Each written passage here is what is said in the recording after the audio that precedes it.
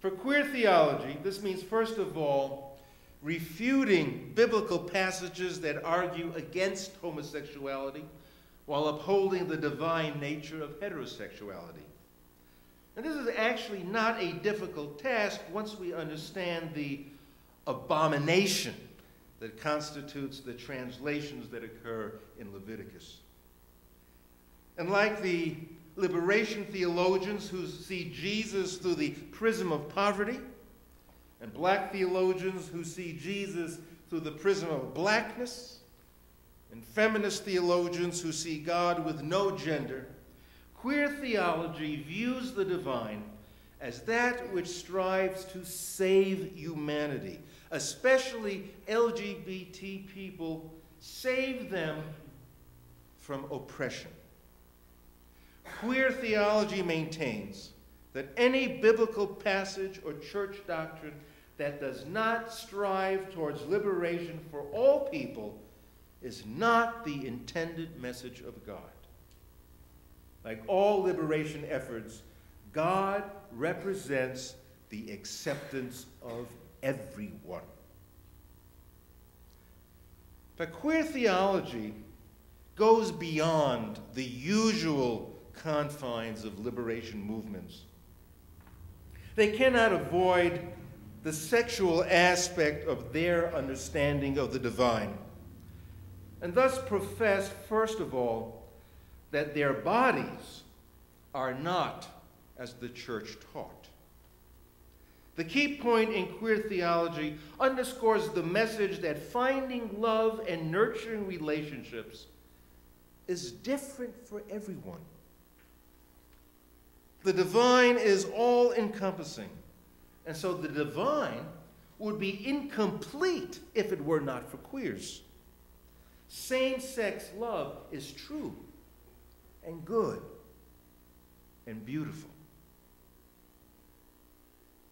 Oppression stems from the fact that the heterosexual power base in society gets to define what is natural and what is unnatural in sexuality. Erotic desire is always interpreted within the culture. The interpretation is ruthlessly bound with power.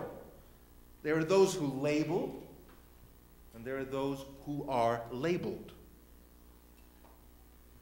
Queer theology relies not only upon liberation from Christian angst about same-sex love, but is also rooted in what is philosophically referred to as essentialism.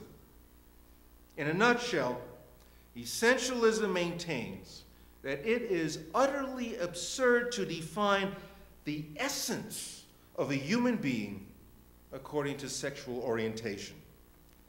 And this is precisely what our straight culture has done. Assess the value of a person not by his or her human nature or his or her essence, but by succeeding or failing to conduct life according to cultural norms. Queers, having stepped outside the cultural acceptance of what is natural or permissible, are subsequently oppressed. Queer theology desires, along with every liberation movement, an egalitarian society that includes everyone, but it also, as lesbian theologian Carter Haywood writes, theology, the study of God, is about making connections, sensual and erotic, as well as conceptual. The erotic embodies the love of God. The erotic embodies the love of God. She maintains that the sacred, sensual, and erotic power in the context of right relations can and does transform the world. Queer theology, from my perspective, does not aim to be any more provocative than, say, feminist theology that offered a more encompassing view of God that includes the feminine. Queer theology expands the theological pursuit expands our orientation to the unknown from which all things flow and then return. This theological pursuit includes the embodied experiences, expressions, and feelings which are called the sensual. The sacred, sensual, and erotic will in fact transform the world. This might not be the easiest message for our society to digest right about now. I want to conclude with the great theological contributions by H. Richard Niebuhr, who taught at Yale Divinity School during the 1950s, or before we had any large-scale liberation movements. His expertise rested in providing an analysis of religion and culture. What's the interface? What's the interplay between religion and culture? Breaking down the relationship between religion and culture into three helpful headings. One, there's religion of the culture. A religion of the culture in which religion supports the status quo. The religion of the culture denies that it has any special privileges, does not want to rock the boat, is silent about sexuality.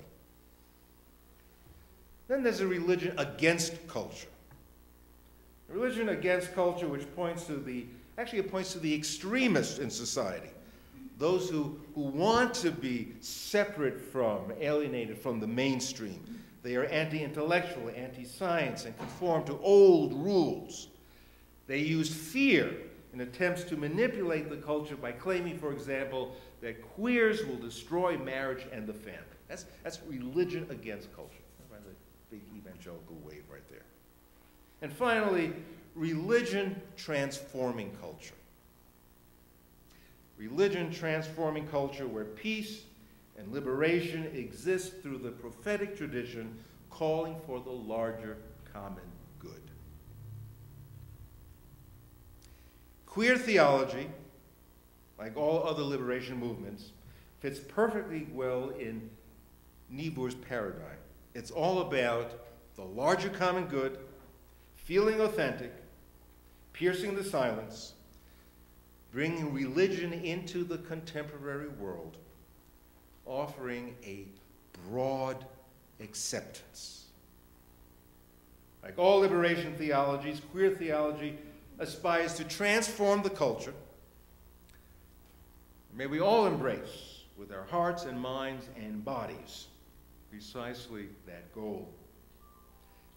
Pride Parade offers a glimpse of erotica, the free expression of the body. Today's parade is predicted to bypass the other parade as the largest in Utah. We'll see. Perhaps we truly are transforming our culture through the prophetic call of liberation, at least in Salt Lake City we are. Our orientation to the unknown, from which all things come and then return, speaks to us in our need.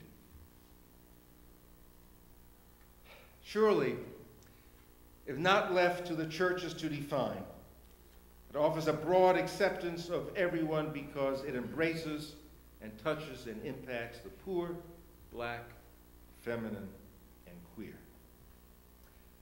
It's all about theology, of which queer theology has a vital and pivotal influence for us and truly for transforming our culture so that everyone